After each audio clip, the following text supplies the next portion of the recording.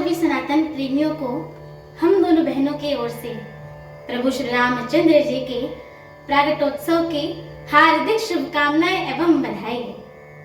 आज अर्थात चैत्र मास की शुक्ल पक्ष की नवमी तिथि दिन मंगलवार दोपहर 12 बजे हमारे प्रभु श्री रामचंद्र जी अवतरित हुए थे एवं सभी भक्तों को दर्शन दिया था।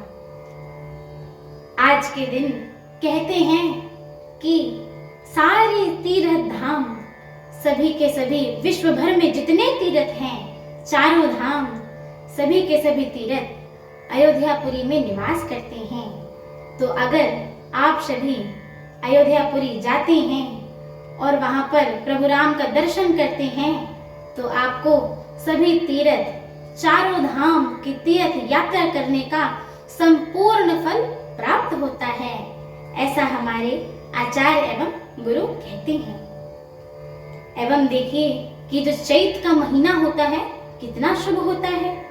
पहले देखिए हमारी मैया भगवती का आगमन हुआ, तत्पश्चात हमारे पिता स्वरूप प्रभु श्री रामचंद्र जी का आगमन हुआ और उसके बाद देखिए मैया और भगवान के बाद उनके सेवक हमारे पवन हनुमान जी का आगमन हुआ, क्योंकि इसी चैत मास में पूर्णिमा के दिन हमारे बजरंग बली जी का जन्म महोत्सव मनाया जाता है।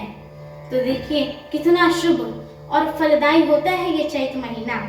इसी महीने में चैती भी गाई जाती है और ये इसको मधुमास भी कहते हैं। इसी महीने में सारे शुभ कार्य भी करने चाहिए और प्रभु राम का, माता भगवती का, बालाजी महाराज का भजन कीर्तन एवं रामचरितमानस जी का पाठ हर घर में अवश्य करना चाहिए एवं सुंदरकांड का पाठ तो अवश्य करना चाहिए, क्योंकि जिस कीर्तन से हनुमान जी प्रसन्न होते हैं तो उसी कीर्तन से हमारे प्रभु राम प्रसन्न होते हैं और राम जी के नाम से हनुमान जी प्रसन्न होते हैं, क्योंकि राम जी और हनुमान जी दोनों एक दूसरे के सुमिरन से बहुत ही खुश होते हैं।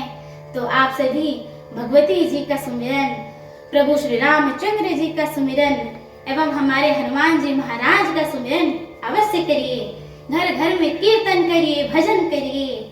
और आप सभी लोगों को अगर हम दोनों बहनों की ये चैती पसंद आए तो कृपया हमारे चैनल को लाइक, शेयर, सब्सक्राइब एवं कमेंट अवश्य करिएगा।